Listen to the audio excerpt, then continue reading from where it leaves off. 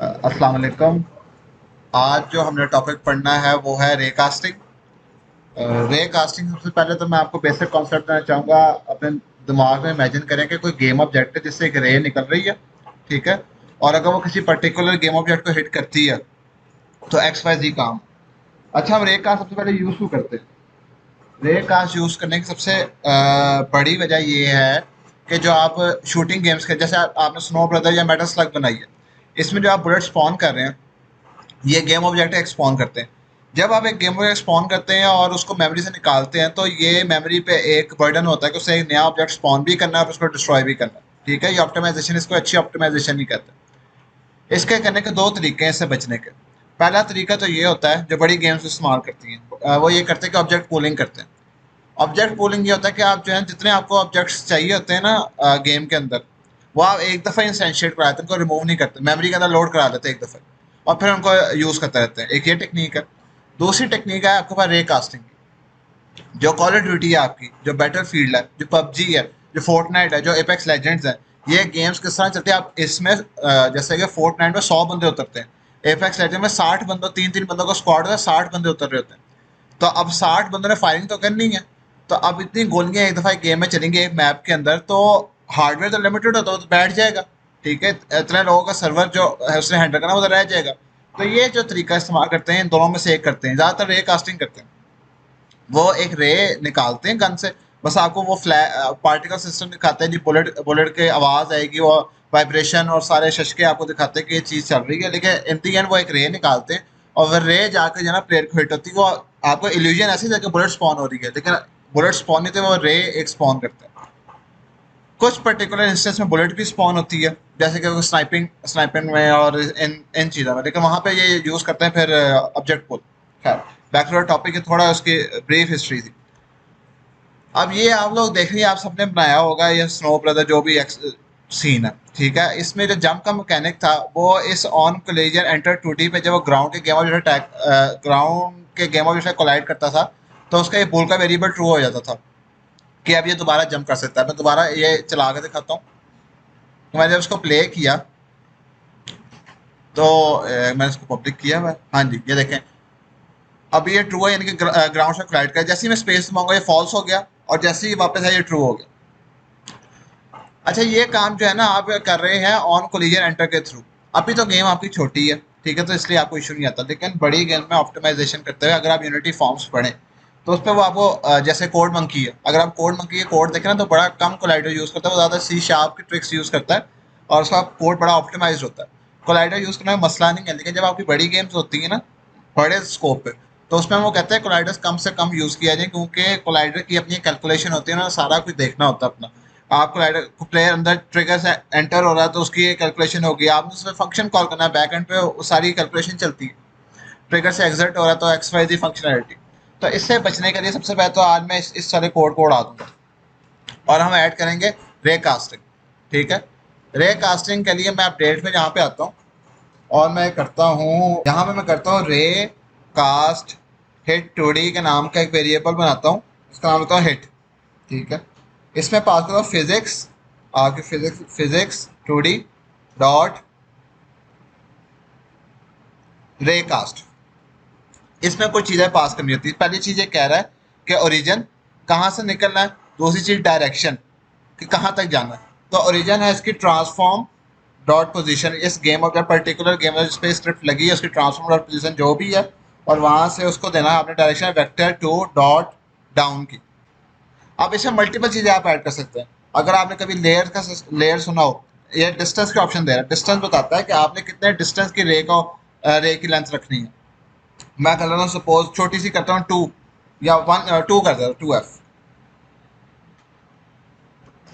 अभी ये कोड कुछ नहीं करेगा अगर मैं अब कोड चलाता हूँ, क्योंकि मैंने अपना वो ट्रिगर वाली चीज़ हटा दी हुई है, ऑन कोलिजन एंटर वाली, सॉरी। तो मैं कहा जंप जो है ना एक दफ़ा तो ये होगी, उसके बाद ये फॉल्स नहीं होगा, तो देखें दोबारा जंप नहीं हो रही, क्योंकि हमने ऑन कोलिजन एंटर वाले जो कोड था उसको हटा दिया। अच्छा, अगर मैं अब ये करूँ कि आपने बस ये करना है कि if hit dot game object dot collider dot game object, dot compare tag ground. तो वही जो सारा काम आप कर रहे थे ना इस कोलाइडिंग, तो आप करते हैं ट्रू। ठीक है, तो ये आपका काम बिल्कुल वैसे चलेगा जैसे उस पर चला, लेकिन ये ऑप्टिमाइज तरीका है। इससे रे निकलेगी इस यूजर से। ठीक है, ठीक है। उसका ओरिजिन हो गई ट्रांसफॉर्म डॉट पोजीशन। ठीक है, यानी कि इससे इससे इससे निकलेगी। उसकी डायरेक्शन होगी वेक्टर टू डॉट डाउन, यानी कि नीचे की तरफ वो जाएगी, और उसकी लेंथ होगी 2f। ठीक है, 2 पॉइंट वो नीचे होगी। अब मैं इसको चलाऊंगा तो क्या होना चाहिए, पहली दफा किया, दोबारा नहीं उसने किया, क्यों नहीं किया अभी वो देखते हैं। तो वजह ये है कि अभी जो है ना ये आपका गेम ऑब्जेक्ट है, इस पर बॉक्स कोलाइडर लगा होगा। ठीक है, अगर हम यहाँ पे डिबग डॉट लॉग करें और यहाँ पे हम करें कि hit dot collider dot name, और यहाँ पे हम करें, तो इसको हमेशा जो है ना रे को अपना ही कोलाइडर मिलेगा प्लेयर का, और वो कभी इस वाले कोलाइडर को टकराएगी ही नहीं। ठीक है, ये इसको प्लेयर का कोलाइडर मिल रहा है। ठीक है, लेकिन वो इसके कोलाइडर के अंदर जा रही है क्योंकि हिट कभी समझ लें कि एक तरह की लेयर ऊपर आ गई कोलाइडर की, तो आपको ये कोलाइडर बंद करना होगा। ठीक है, जब आप इस कोलाइडर को बंद करेंगे तो उसका एक और मसला आएगा, और ये आएगा ये कि ग्राउंड तो दिखा देगा नीचे ग्राउंड से कोलाइड हो रहा है, ये उसने ग्राउंड का देखा वो आर पार हो गया।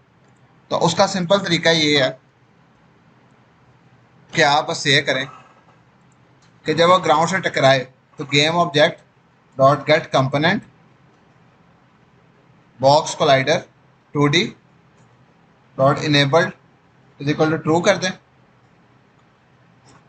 और जब वो हवा के अंदर जाए तो इसको फॉल्स कर दें।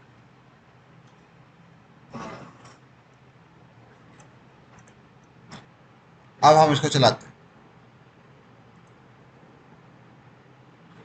तो जैसे ही वो ज़मीन से टकराएगा उसका बॉक्स कोलाइडर ट्रू हो गया। अच्छा, ये जो नल रेफरेंस का एरर आ रहा है क्यों आ रहा है, इसका एरर इस वजह से आ रहा है, इफ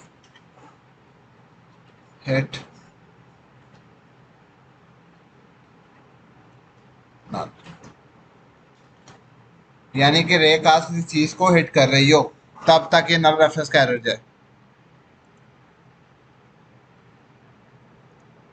ठीक है, अब ये नल रेफरेंस का एरर नहीं है क्योंकि पहले अगर रे कास्ट किसी चीज को हिट नहीं करी तो वो नल रेफरेंस का एरर दे रहा था। जैसे अब हमने बड़ा चेक लगाया कि अगर वो नल नहीं है, वो किसी चीज से कोलाइड कर रही है, तभी आगे ये सारी चीजें चेक करो। तो ये एक रे कास्ट में छोटा सा ट्यूटोरियल था।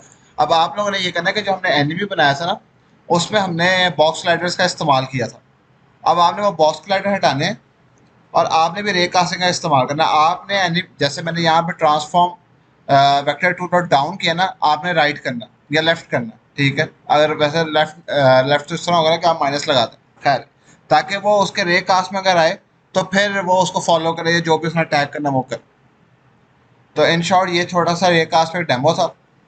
आई होप कि आप लोगों को समझ आएगा। कुछ समझ नहीं आया तो आप मुझे या सलमान को टीम्स पे या व्हाट्सएप पे जहाँ आपको कंफर्टेबल फील हो में कॉन्टैक्ट कर सकते हैं।